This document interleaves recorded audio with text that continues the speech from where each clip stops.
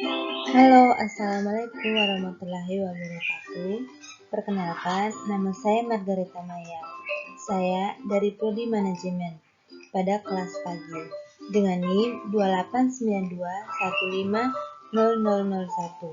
Video ini saya buat untuk memenuhi mata kuliah Emotional Intelligence dengan dosen pengampu Ibu Dr. Sri Watini M.Pd. Mari simak video saya, teman-teman. Nah, sekarang kita langsung ke materi ya, teman-teman. Nah, yang pertama, apa sih emotional intelligence? Jadi, emotional intelligence adalah kemampuan seseorang untuk menerima, menilai, mengelola, serta mengontrol emosi dirinya dan orang lain di sekitarnya. Dalam hal ini, emosi mengacu pada perasaan terhadap informasi akan suatu hubungan. Nah, teman-teman bisa dilihat pada gambar ini. Jadi, pengekspresian seseorang pada waktu saat marah itu seperti ini. Jika seseorang sedih, juga bisa dia sedang emosional. Ketawa pun begitu. Nangis, malu, senyum dan marah. Itu berarti menunjukkan seseorang sedang emosional atau emosi. Jadi di sini itu bagaimana cara seorang mengendalikan emosinya dan saat sedang marah, sedih, tawa, nangis, malu, dan senyum. Nah, yang kedua, apa sih tujuan mempelajari emotional intelligence? Nah, jadi dengan emotional intelligence tinggi, kita dapat mengetahui apa yang paling dibutuhkan orang lain. Selain itu, dengan emotional intelligence, kamu bisa memiliki keseimbangan di dalam diri yang menjaga diri tetap stabil, membuat keputusan yang baik, berkomunikasi dengan efektif, dan memiliki kepemimpinan yang efektif meskipun di bawah rasa stres.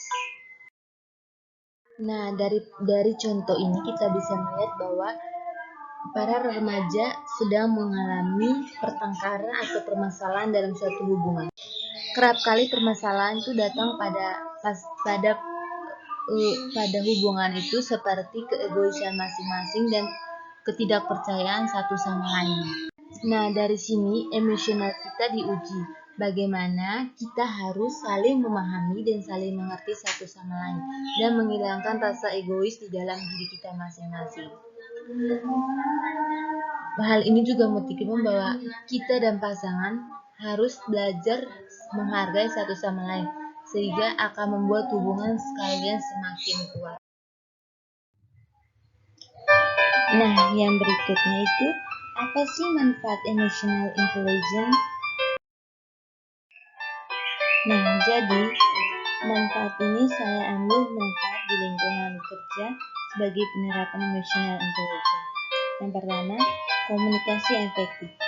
Dengan komunikasi yang efektif, kita dapat mencapai kerja tim yang jauh lebih baik. Emotional intelligence yang tinggi dapat membuat seorang mampu mendengarkan dan memberi respon secara baik dengan rekan kerja. Yang kedua, mengatasi tekanan pekerjaan dengan baik. Besarnya tekanan di dunia pekerjaan membuat orang kehilangan emosinya dan dapat merugikan banyak orang.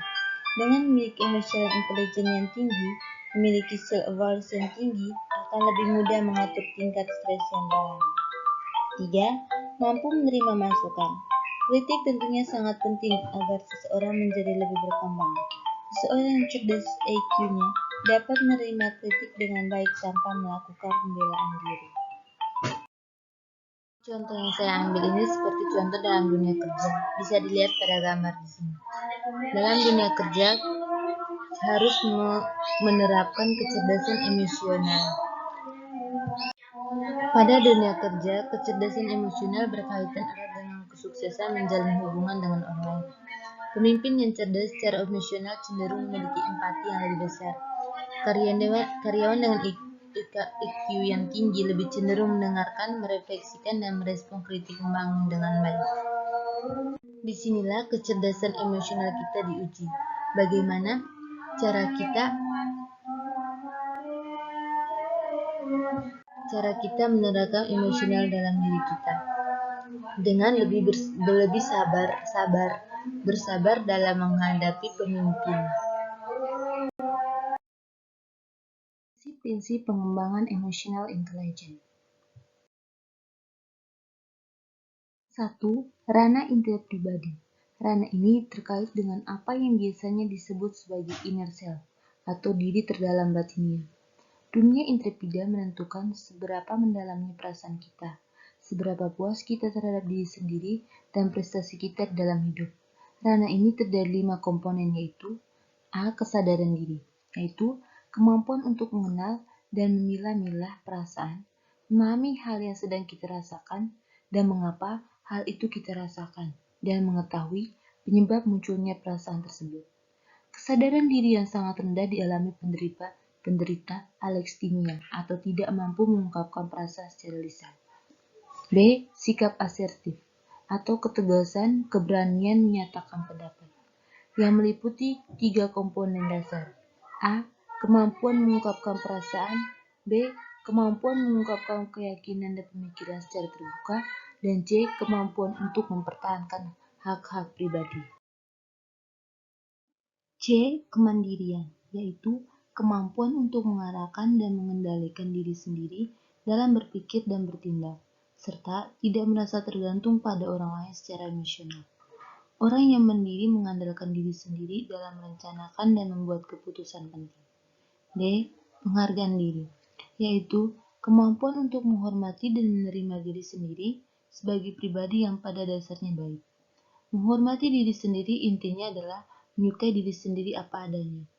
Penghargaan diri adalah kemampuan untuk mensyukuri berbagai aspek dan kemungkinan positif yang kita serap dan juga menerima aspek negatif dan keterbatasan yang ada pada diri kita dan tetap menyukai diri kita. E. Aktualisasi diri, yaitu kemampuan untuk menjawatakan kemampuan kita yang potensial. Untuk kecerdasan emosional ini diwujudkan dengan ikut serta dalam perjuangan untuk meraih kehidupan yang bermakna, kaya, dan utuh. 2. Ranah antarpribadi. Ranah ini berhubungan dengan apa yang dikenal sebagai keterampilan berinteraksi. Mereka yang berperan dengan baik dalam ranah ini biasanya bertanggung jawab dan dapat diandalkan. Ranah ini terdiri dari 3 komponen, yaitu A. Empati, yaitu kemampuan untuk menyadari, memahami, dan menghargai perasaan dan pikiran orang lain. Empati adalah menyelaraskan diri atau peka terhadap apa, bagaimana, dan latar belakang perasaan dan pikiran orang lain sebagaimana orang tersebut merasakan dan memikirkannya. B. Tanggung jawab sosial, yaitu kemampuan untuk menunjukkan bahwa kita adalah anggota kelompok masyarakat yang dapat bekerja sama, berperan, dan konstruktif. Unsur kecerdasan emosional ini meliputi bertindak secara bertanggung jawab, meskipun mungkin kita tidak mendapatkan keuntungan apapun secara pribadi, melakukan sesuatu untuk dan bersama orang lain, bertindak sesuai hati nurani, dan menjunjung tinggi norma yang berlaku di masyarakat. C. Hubungan antarpribadi, yaitu kemampuan membina dan memelihara hubungan yang saling memuaskan, yang ditandai dengan keakraban dan saling memberi serta menerima kasih sayang. Kepuasan bersama ini mencakup antara transaksi interaksi sosial bermakna yang berpotensi memberikan kepuasan serta ditandai dengan saling memberi dan menerima. 3. Ranah penyesuaian diri. Ranah ini berkaitan dengan kemampuan kita untuk menilai dan menanggapi situasi yang sulit. Keberhasilan dalam ranah ini mengandung arti bahwa kita dapat memahami masalah dan merencanakan pemecahan yang ampuh, dapat menghadapi dan memecahkan masalah keluarga, serta dapat menghadapi konflik baik di lingkungan masyarakat maupun di lingkungan kerja. Ranah ini terdiri dari 3 komponen, yaitu A. Pemecahan masalah, yaitu kemampuan untuk mengenali dan merumuskan masalah serta menemukan dan menerapkan pemecahan yang ampuh. B. Uji realitas, yaitu kemampuan menilai kesesuaian antara apa yang dialami dan apa yang secara objektif terjadi. Uji realitas adalah menyimak situasi yang ada di depan kita. Uji realitas adalah kemampuan melihat hal secara objektif sebagaimana adanya, bukan sebagaimana yang kita inginkan atau takutkan.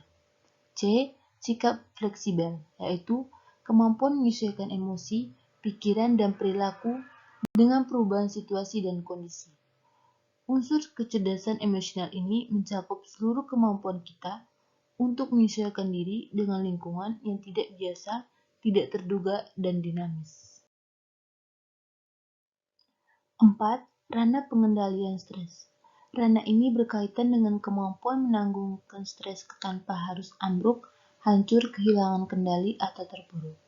Keberhasilan dalam ranah ini berarti bahwa kita biasanya dapat tenang, jarang bersifat impulsif, dan mampu menghadapi tekanan.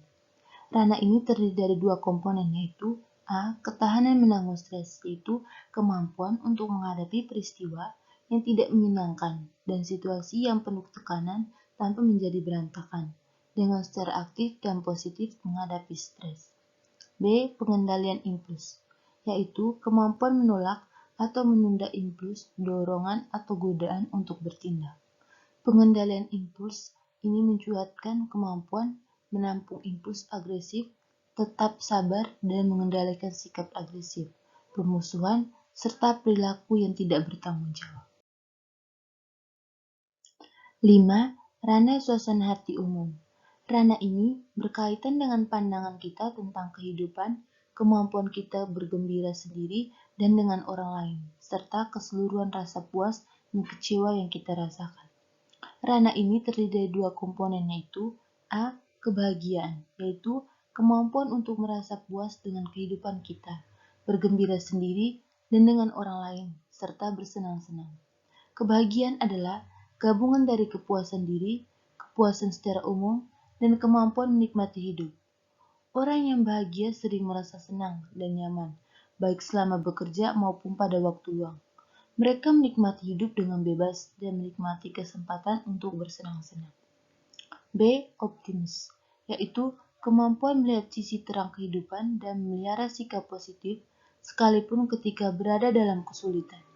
Optimis mengonsumsikan adanya harapan dalam cara orang menghadapi kehidupan.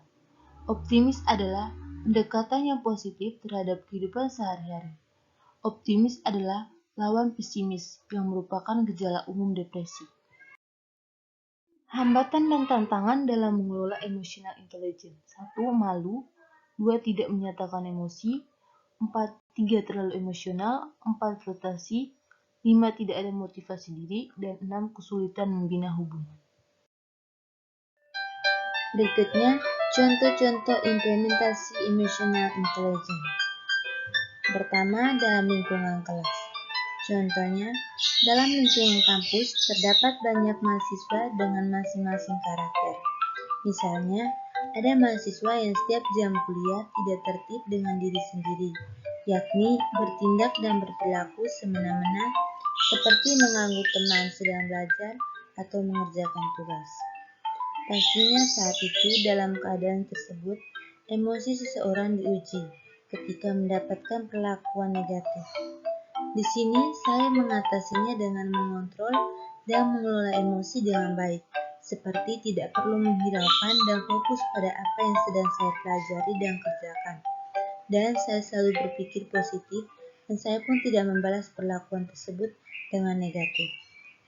Yang kedua, dalam lingkungan kampus.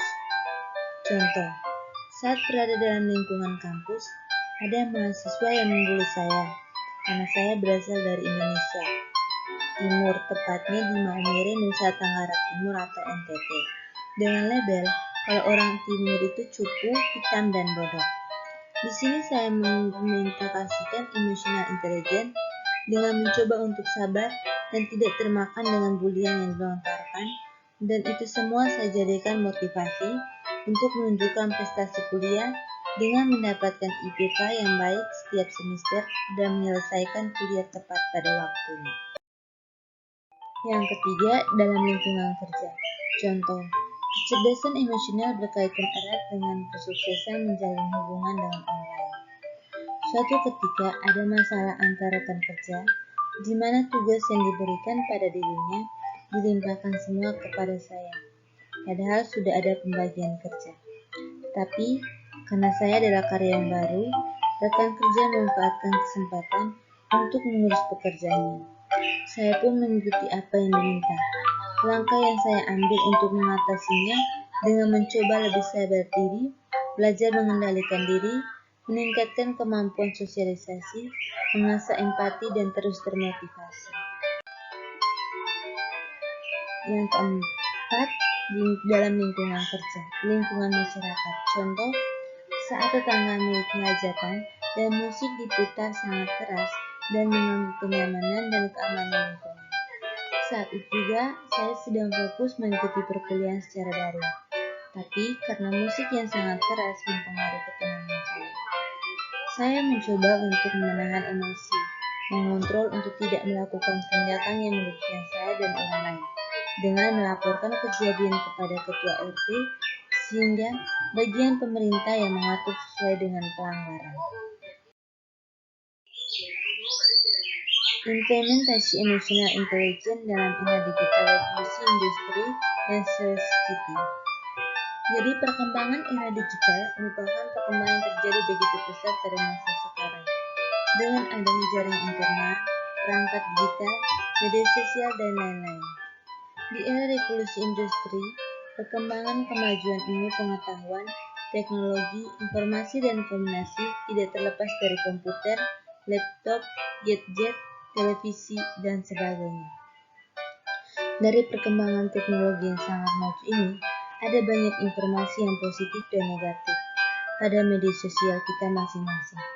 Dampak negatifnya itu seperti munculnya informasi digital yang tidak sesuai dengan fakta, adanya budaya malas gerak karena pengaruh pengguna teknologi digital, dan adanya penipuan digital yang mengatasnamakan orang lain. Maka dari sinilah kecerdasan emosional diterapkan, di mana kita sebagai manusia yang punya akal harus bisa membedakan mana berita positif dan mana berita negatif.